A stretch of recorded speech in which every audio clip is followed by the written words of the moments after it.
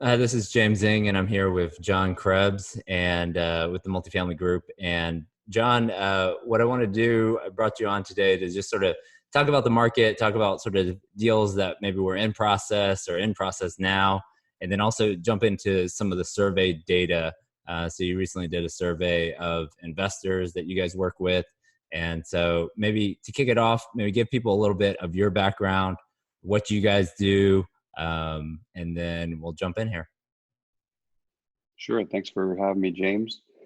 So yeah, Multifamily Group, we're a DFW based brokerage firm, but we also do a lot of business down in San Antonio, up in Oklahoma City, um, and tertiary markets around the state of Texas. Started our company a couple of years ago and have recently brought on some new guys and expanded and brought on a guy in Tulsa. Um, so yeah, we're looking to grow and just basically looking to attack the market at a bunch of different places. Maybe talk about some of the deals that you guys had in progress in March and sort of what happened to those deals. Are those still closing here in April, or did they sort of get pushed out? Well, we were able to get that smaller one with you guys across the finish line. That was a Freddie small balance execution, and that closed last week. We had another loan assumption in San Antonio that fell out completely. The equity backed out after all the pandemic stuff started. We had a call for offers on crossings that you and I did a call about in March. That call for offers was March 9th. About a week later, the NBA shut down and stuff started going. So that deal has been put on hold really because the supplemental proceeds, supplemental loan has been impacted by COVID-19. So that was another one that went away. And then I recently just had another deal fall out. And again, an equity partner basically came in and said, the price that we contracted under before the pandemic is not what the price is, what the value is that we're seeing now. So it's definitely had an impact. So what do you think? So when do you think sellers will be comfortable sort of relisting these deals? It seems like if they were ready to go to sell this year, you think it's 6 months, 12 months, or do you think it's sort of some trigger events out there that have to happen before they put it back on the market? I'm hoping it's more like 6 months. The trigger events I think will hopefully help the debt because the crossings deal I referenced, as soon as the supplemental loan comes back available, that deal makes a lot of sense. We had probably 5 or 6 good offers on March 9th with the supplemental, but without it, it doesn't pencil very well for investors.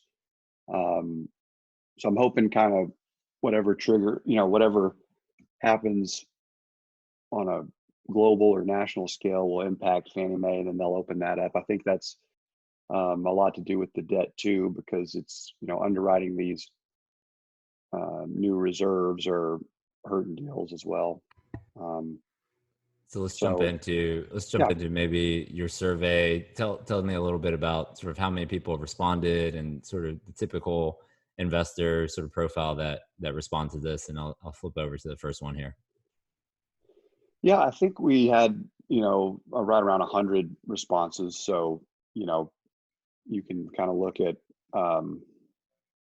these as being out of a sample size of about 100 investors. A lot of them own properties, and then some are trying to acquire, sort of your new buyers. And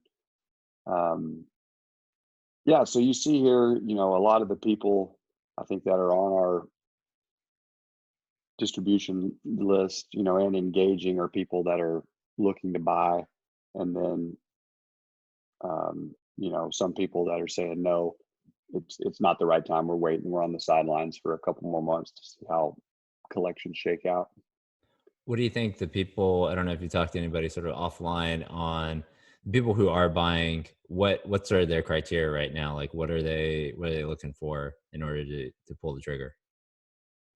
So, we got a lot of calls probably within that first week of people saying, I want blood in the water, deals. And I'm kind of like, it's been 30 minutes, just take it easy. But the people we've tried to identify, and some of these folks are people that are, still underwriting similarly to the way they were before COVID-19. They just want to see, the individual properties impact, or rather the, pandemic's impact on the individual property. So, we've got some people that are, still interested in buying at pre-COVID-19 levels. They just want to make sure that the financials can come in. They're absorbing the new, reserve requirements from Fannie and Freddie, and then they're looking for loan assumptions where you don't have to have the reserve requirements. Okay, let's jump into question 2. So, do these lending requirements affect your acquisition strategy? It was pretty overwhelming here. Yeah, so for a lot of people, it is, keeping them, on the sidelines, because, you look at, just some quick numbers. If I'm, going to borrow $10 million and my debt constant in this market's 5%, that's $500,000 that I've got to bring to the table. That's just principal and interest in reserves, which is, if my total equity used to be, 2.5 million, now I've got to bring, 20% more equity to the table. And we kind of worked it into our model now where you get that money, back. But there's, the timetable on it's a little bit gray right now. And so it's definitely affecting the way people do it. Like I said, there are those, investors that are, that are fine with that. The equity is not as expensive, and they're thinking that, it's only going to be maybe a year before they can get access to those reserves. Okay, yeah, just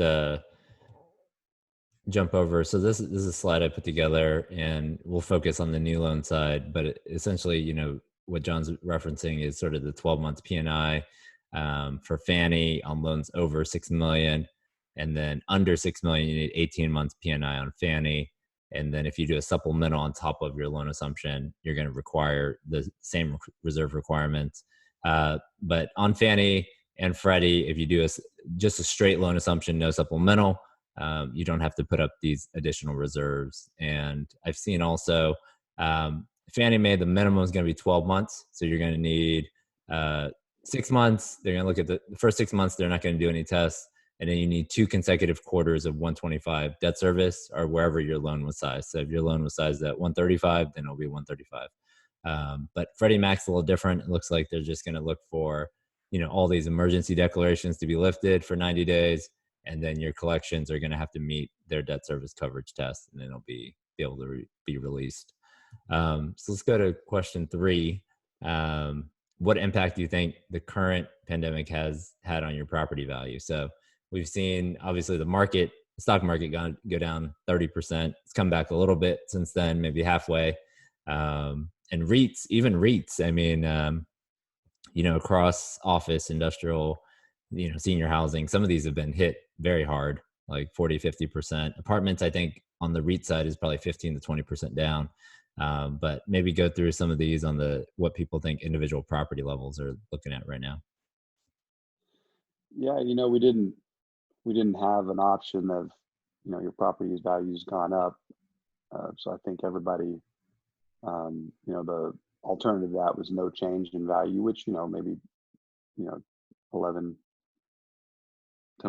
of people see that. I was immediately getting calls after we published this from buyers saying, "Hey, who was it that thinks their property's down?" 30%. 30%. And I said, it's buyers like you. It's other people that are hoping to pick up properties that are cheap. Right. So, it's not that owners. I think what you're seeing here is the response from a lot of buyers. So kind of, getting back to,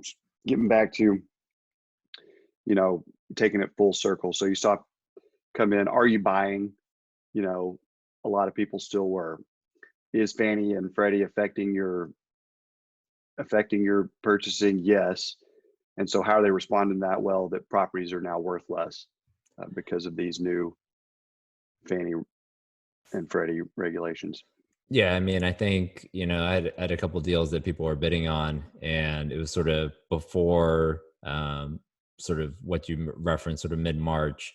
And the first property, people were around 16 million, and on sort of best and final after sort of Trump sort of shut off all traffic and shut the planes off, and you couldn't get out of the US or couldn't come into the US. People were essentially down about 1.5 to $2 million on that deal. And similar, there was another $30 million deal that was on the market in March, and it essentially went under contract for about 28. So it's about I'm seeing about a 10% drop just on deals where people are essentially still doing a loan assumption. The deal was already set up to do a loan assumption, but the pricing has come down about 10% on those deals.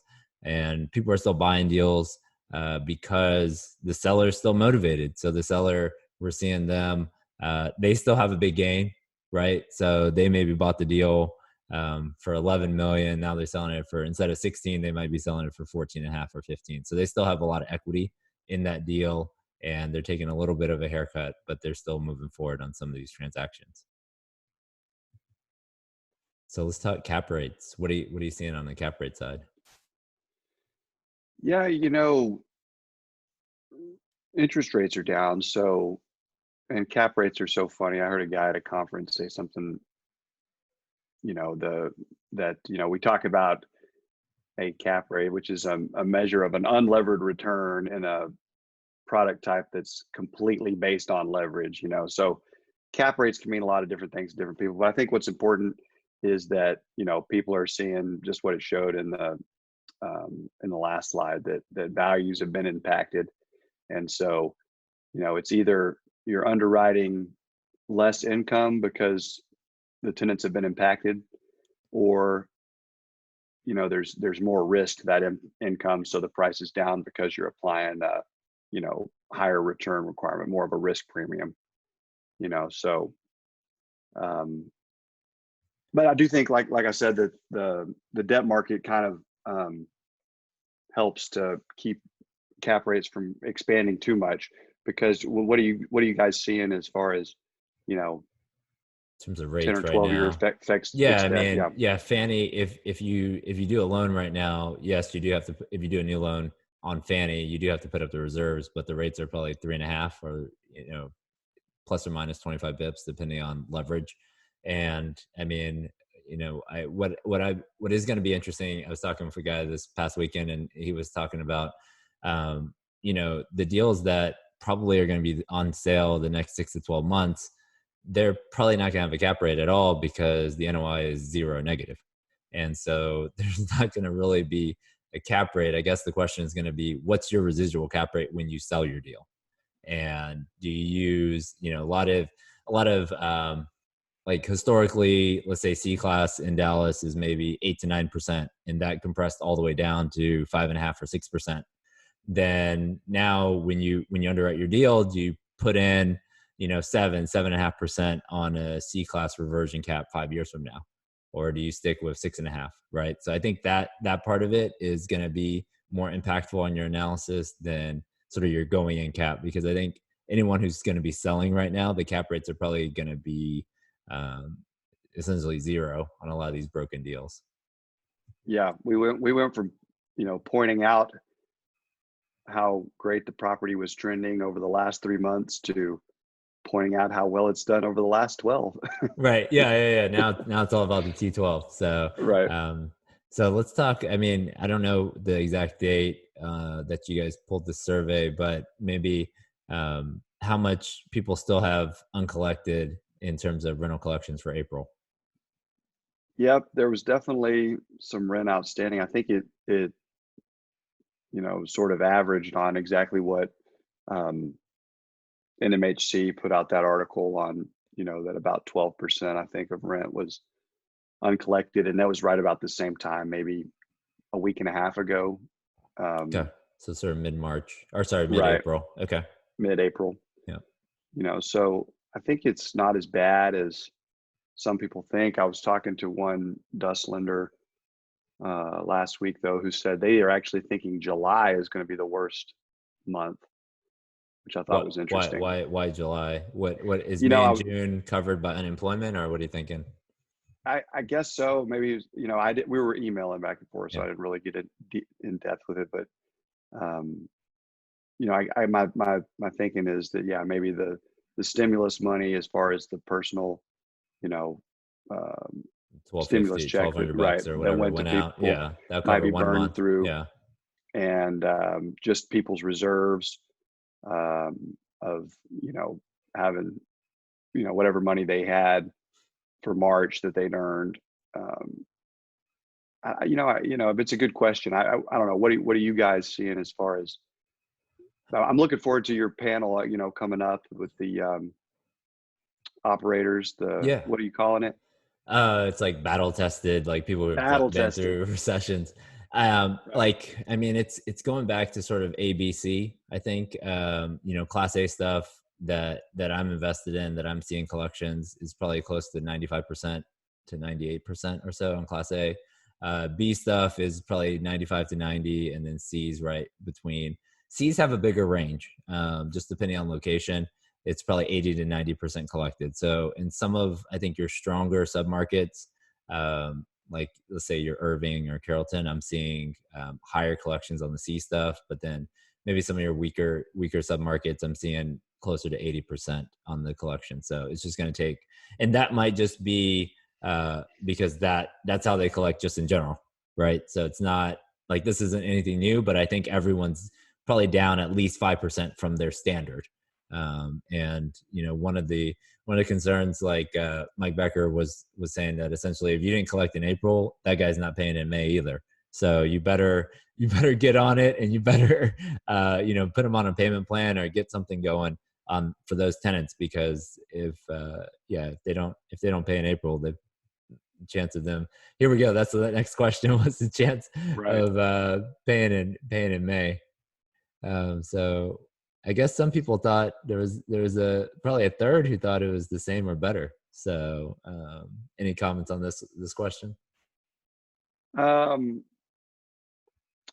yeah, I think people, thinking it's the same. I think that they're thinking the stimulus money hit um, in April for May, that might help May. Also, that people are going to be able to, get on unemployment.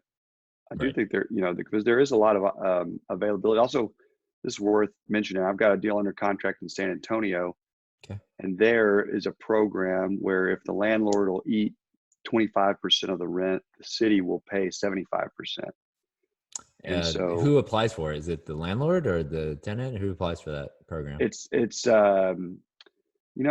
sending the tenant. So it's Okay. I want to say it's the tenant. I think it's actually, it's a combination there. It's both, because the money goes straight to the landlord. Okay. But I think both tenant and landlord kind of have to work together on it. Okay. But And so so they both apply, and then maybe the city sends 75% of the money to the tenant, something like that, or to the to the landlord. landlord, Okay. right? All right. Yeah. That So covers they're the so they're tenant's doing rent. Okay. they're doing that. That's on the Seven Pines deal I've got down there Okay. in San Antonio. That's a long term owner operator.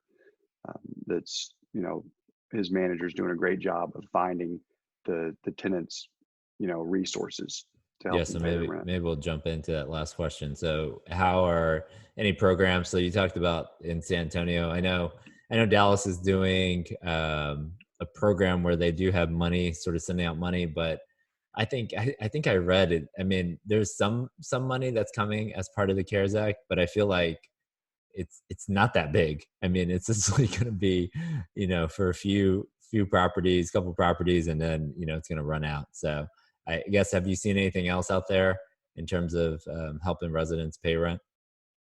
Um, there's a big list floating around of charities and stuff like that Okay. would help. Um, I would say, for folks that are watching this, talk to your management company, talk to your other folks in your network, and see the more information you can get, the better. I think there are, programs out there. Okay. I guess any sort of final words of wisdom from the survey, or for what do you think general partners should be doing here in the next, let's say we're on lockdown for the next couple of weeks, and then slowly start reopening the economy. What do you think general partners should be doing out there right now? I think they should be working closely with their manager. The deals that I've managed to hold together are ones where, the manager's really going above and beyond to knock on doors and have uncomfortable conversations with residents about, you know, planning for how they're going to pay their rent and telling them about the services that are available. Okay. So being proactive with the communication. Proactive. Yeah. Okay. Very proactive with communication with your manager so that they can go and talk to your residents. And then also talking to your investors. I've invested in a couple of deals and have been getting, updates from the general partners about, we put a halt on CapEx, and we're, doing A, B, and C to try and, mitigate this so that we don't have to, go into forbearance. Sure. So I think, communication, the first week of this, I'll be honest, I wanted to just, hide in bed and watch TV, and then just, feel sorry for myself and for everybody else, because it was just, painful. But, it's like, don't do that, and I had to tell myself that, call my clients, call the guys that I work with, and start, just communicating with, what's going on and how we're all going to get through this. When do you think, if people are interested in buying deals, sort of getting on your list, what's the best way for them to reach out to you? Probably our website. Yeah, we've got a box they can fill in there. We're at multifamilygrp.com. Okay, perfect. And well, yeah, I think my contact info is on that first page. Okay. Yeah, I'll put it in the links below. And then if you like the video, please subscribe to the channel. And if you have any questions about, these slides or the survey, feel free to reach out to me and we'll get it over to you. All right. Thanks a lot, Jonathan. You bet. Thank you, James.